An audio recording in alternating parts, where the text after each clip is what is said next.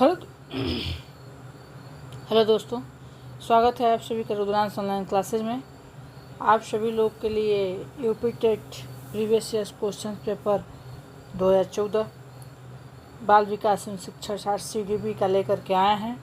आप सभी लोग देखें, इतना बढ़िया आसान तरीके से समझाया गया है इस वीडियो में। आप सबका ये क्वेश्चंस कंफर्म हो जाएगा, सभी लोग एकदम कंफर्म हो जाएंगे। आप सभी लोग क्लास को देखिए और आनंद उठाइए। आइए चलिए क्लास को चालू किया जाता है। आइए क्लास को शुरू किया जाता है। पहला क्वेश्चन है, बाल विकास का सिद्धांत नहीं है। देखिए यहाँ पर निगेटिव पूछा है, नहीं है। इसमें विशेष तरह से निगेटिव और पॉजिटिव का ध्यान देना बहुत ही ज़रूरी है। और आप लोग को बता दें कि जो लोग भी चैनल पर नए हैं, चैनल को सब्सक्राइब करें। मेरा एक बहुत ही जल्द धमाकेदार वीडियो आने वाला है, बगैर मैथ पढ़े। जो भी छात्र मैथ पढ़ने से बचना चाहते हैं, मैथ नहीं जानते हैं, वो लोग उस वीडियो को देख के यूपी टेट सीटेट क्रैक कर जाएंगे, यानी पास कर लेंगे। तो बहुत ही जल्द उस वीडियो पे काम चल रहा है, बहुत ही जल्द आप लोगों के बीच आने वाला है कि बगैर मैथ पढ़े यूपी टेट को कैसे पास कर पाएंगे आप लोग। उसको बहुत जल्द अपलोड होने वाला है, इसलिए आप लोग चैनल को सब्सक्राइब करें कि चैनल को जब सब्सक्राइब कर लेंगे तो वो जब भी वीडियो आपके पास पहुंचेगा तो आप लोग उस वीडियो को देख सकेंगे। चलिए, पहला क्वेश्चन है, भाषा विकास का सिद्धांत नहीं है। क्या नहीं है? तो इसका ऑप्शन सी सही हो जाएगा, अतिरिक्त शक्ति का सिद्धांत। ठीक है, ये नहीं है। अनुबंधन का सिद्धांत है, भाषा विकास में अनुकरण है, परिपक्वता है, लेकिन अतिरिक्त शक्ति का सिद्धांत जो है वो नहीं है। चलिए अगला क्वेश्चन, वाणी दोष नहीं है। देखिए निगेटिव क्वेश्चंस हैं। वाणी दोष नहीं है, धीमी या तेज गति से बोलना। अगर कोई व्यक्ति धीमी बोल रहा है या तेज बोल रहा है तो ये वाणी दोष में नहीं आएगा। ये तो आप अपने ऊपर निर्भर है कि आप तेज बोलेंगे कि धीमी बोलेंगे। वाणी दोष में हकलाना आ जाता है, तुतलाना आ जाता है, अस्पष्ट वाणी रूप से नहीं बोल पाते हैं वो आ जाता है, ध्वनि अस्पष्ट उच्चारण या ध्वनि परिवर्तन आ जाता है, लेकिन धीमी या तेज गति से बोलना जो वाणी दोष के अंतर्गत नहीं आता है। चलिए ऑप्शन अगला क्वेश्चन, प्राथमिक स्तर पर मूल्यों की शिक्षा देने की सर्वोत्तम विधि है। प्राथमिक स्तर पे मूल्यों की शिक्षा देने की जो सर्वोत्तम विधि है वो क्या है? तो इसका ऑप्शन सी सही होगा, अध्यापक के व्यवहार में मूल्य स्थापन। देखिए, जब तक अध्यापक का व्यवहार अपने आप में स्थापित नहीं होगा, मूल्य में स्थापित नहीं होगा, तो फिर हम बच्चों को मूल्यों के आधार पर शिक्षा कैसे दे पाएंगे? इसलिए इसका ऑप्शन सी सही हो जाएगा। ठीक है, अगला क्वेश्चन, मूल्यों के वर्गीकरण में सम्मिलित नहीं है। देखिए नेगेटिव क्वेश्चन है, मूल्यों के वर्गीकरण में सम्मिलित नहीं है, तो ऑप्शन बी सही होगा। क्या है? येन केन प्रकारेण धनार्जन का मूल्य। देखिए मूल्यों का जो वर्गीकरण है इसमें धन से कोई मतलब नहीं है, और एन के में किसी भी तरह से हम धन का अर्जन करें और उसका जो मूल्य है ये इसके वर्गीकरण में सम्मिलित नहीं है। आध्यात्मिक मूल्य, नैतिक मूल्य, ये सांस्कृतिक मूल्य, ये क्या है? वर्गीकरण में सम्मिलित है, लेकिन ये न किन प्रकारेण धनार्जन का जो मूल्य है वो मूल्यों के वर्गीकरण में क्या है? सम्मिलित नहीं है, इसलिए ऑप्शन बी सही हो जाएगा।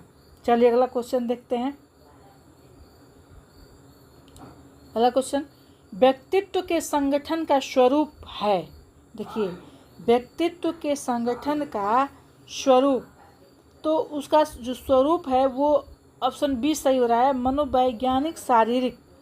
व्यक्तित्व यानी व्यक्ति विशेष, सामाजिक आर्थिक, सामाजिक राजनीतिक, मनोवैज्ञानिक आध्यात्मिक नहीं।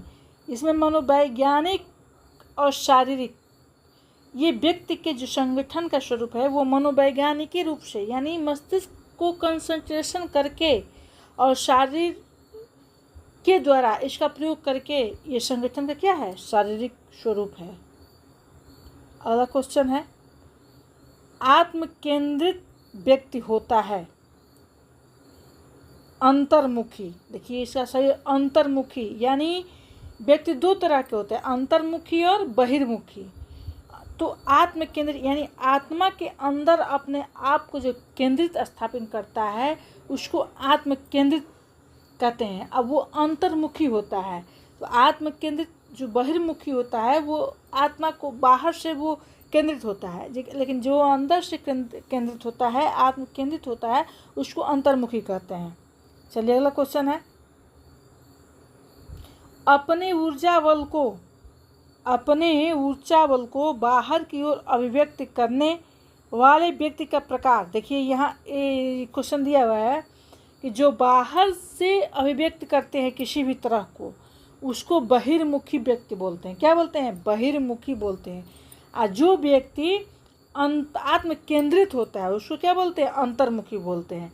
तो क्वेश्चन नंबर 6 अंतर्मुखी हो रहा है आंसर सही, और 7 जो है बहिर्मुखी। जो अपने ऊर्जा बल को बाहर की ओर अभिव्यक्त करते हैं, बाहरी दिखावा करता है, उसको बहिर्मुखी व्यक्तित्व कहते हैं। ठीक है, अगला क्वेश्चन, कक्षा 4 का एक बच्चा सदैव चिंतित और कुंठित रहता है, आप उससे मतलब क्या करेंगे?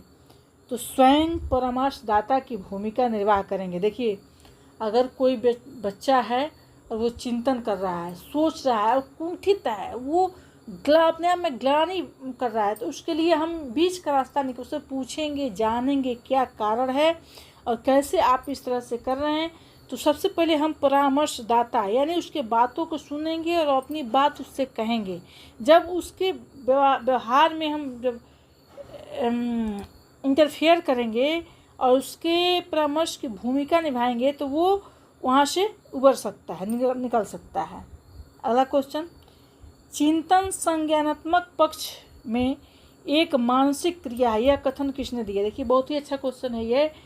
चिंतन संज्ञानात्मक पक्ष में एक मानसिक क्रिया है, यह कथन किसके द्वारा दिया गया?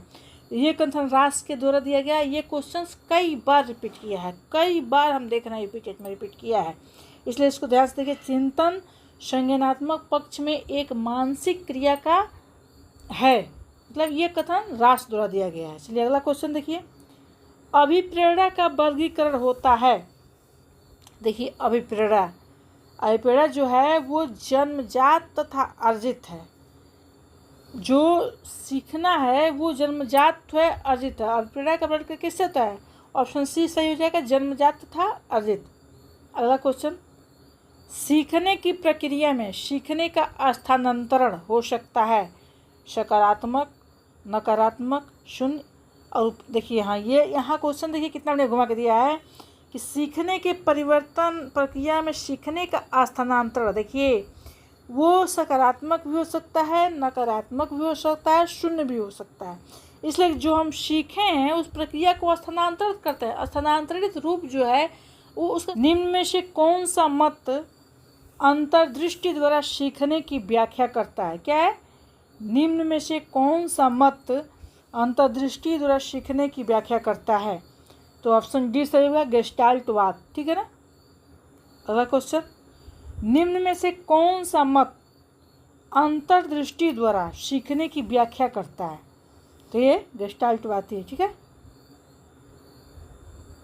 चलिए अगला क्वेश्चन, किस मनोवैज्ञानिक ने सीखने की सामग्री के रूप में निरर्थक शब्दों का प्रयोग किया? किस मनोवैज्ञानिक ने सीखने की सामग्री के रूप में निरर्थक शब्दों का प्रयोग किया? तो ये ऑप्शन सी सही हो जाए, एबिंगहास ने किया था। ठीक है, अगला क्वेश्चन, सीखने के नियम दिए हैं। देखिए, सीखने के जो नियम हैं वो थॉर्नडाइक ने दिए थे, ऑप्शन सी सही हो जाएगा। अगला क्वेश्चन, सीखना है व्यवहार में परिवर्तन, ये भी सीखना है। अनुभव तथा अभ्यास का परिणाम, ये भी सीखने के अंतर्गत आता है। व्यवहार में अपेक्षाकृत अस्थायी परिवर्तन, ये भी सीखने के अंतर्गत आता है। तो इसलिए इसका उपयुक्त सभी ऑप्शन सही होगा, डी। शारीरिक वृद्धि और विकास को कहते हैं, शारीरिक वृद्धि और विकास को क्या कहते हैं? तो अभिवृद्धि कहते हैं, ऑप्शन बी सही हो जाएगा। अगला क्वेश्चन, शैशवावस्था के लिए उत्तम शिक्षण विधि, शैशवावस्था के लिए उत्तम शिक्षण विधि क्या है? तो ऑप्शन डी सही हो जाएगा, उपयुक्त सभी। अगला क्वेश्चन, बाल मनोविज्ञान के आधार पर कौन सा कथन सर्वोत्तम है? ऑप्शन डी सही हो जाएगा, प्रत्येक बच्चा विशिष्ट होता है, प्रत्येक बच्चा विशिष्ट होता है। ठीक है, अगला क्वेश्चन, बाल मनोविज्ञान का केंद्र बिंदु है। देखिए, बाल मनोविज्ञान का केंद्र बिंदु क्या है ये क्वेश्चन बार बार पूछा जा रहा है, तो ऑप्शन बी सही होगा, बालक है। अगला क्वेश्चन, अच्छी स्मृति की विशेषताएं क्या हैं? अच्छी स्मृति की विशेषताएं क्या हैं? तो शीघ्र पुनर्स्मरण, शीघ्र पहचान, अच्छी धारणा और उपयुक्त सभी। ठीक है ना। अगला क्वेश्चन, संवेग शब्द का शाब्दिक अर्थ क्या है? संवेग शब्द का शाब्दिक अर्थ क्या है? सही आंसर हो जाएगा सी, उत्तेजना या भावों में उथल पुथल। ऑप्शन सी सही हो जाएगा, उत्तेजना या भाव में उथल पुथल। अगला क्वेश्चन, कौशल सीखने की पहली अवस्था है? कौशल सीखने की पहली अवस्था है, ऑप्शन डी सही हो जाएगा, अनुकरण। अगला क्वेश्चन, मानसिक आयु के प्रत्यय का सर्वप्रथम प्रयोग किसने किया? मानसिक आयु का IQ का जो प्रत्यय था वो किसने किया? तो विनय साइमन में किया था। ये क्वेश्चन कई बार रिपीट किया गया है। सीखने का सर्वाधिक उपयुक्त अर्थ क्या है? तो ऑप्शन सी सही हो जाएगा, व्यवहार में परिमार्जन। अगला क्वेश्चन, बाल विकास में प्रक्रिया पर बल है, वातावरण और अनुभव की भूमिका पर बल है, गर्भावस्था से किशोरावस्था तक का अध्ययन होता है, तो इसलिए ऑप्शन डी सही हो जाएगा, उपयुक्त सभी। अगला क्वेश्चन, बाल विकास का अध्ययन क्षेत्र है। देखिए यहाँ पे बाल विकास के अध्ययन का क्षेत्र पूछ रहा है, तो ऑप्शन ए है, बाल विकास की विभिन्न अवस्थाओं का अध्ययन, बिल्कुल सही है। वातावरण का बाल विकास पर पड़ने वाले प्रभाव का अध्ययन, बिल्कुल सही है। वैयक्तिक भिन्नताओं का अध्ययन, ये भी सही है, तो इसलिए यहाँ पे ऑप्शन डी सही हो जाएगा, उपयुक्त सभी। अगला क्वेश्चन, सर्वाधिक उपयुक्त जीवित रहता है का सिद्धांत किसने दिया है? सर्वाधिक उपयुक्त जीवित रहता है, इसका जो सिद्धांत है वो डार्विन का है, डार्विन ने दिया था, ऑप्शन सी सही हो जाएगा। अगला क्वेश्चन, विनय साइमन जो परीक्षण द्वारा मापन किया जाता है, किसका मापन किया जाता है? विनय साइमन ने सामान्य बुद्धि का परीक्षण किया था, इससे मापन किया जा सकता है। अगला क्वेश्चन, संवेगात्मक विकास को प्रभावित करने वाले कारक हैं शारीरिक स्वास्थ्य, मानसिक योग्यता, थकान और उपयुक्त सभी, ऑप्शन डी सही हो जाएगा, उपयुक्त सभी। क्वेश्चन 30 हो जाएगा, लास्ट क्वेश्चन है, सामाजिक प्रत्याशाओं के अनुरूप व्यवहार की योग्यता का अधिक्रम सामाजिक विकास कहा जाता है, उपयुक्त कथन किसका है? तो ये हरलाक का कथन है।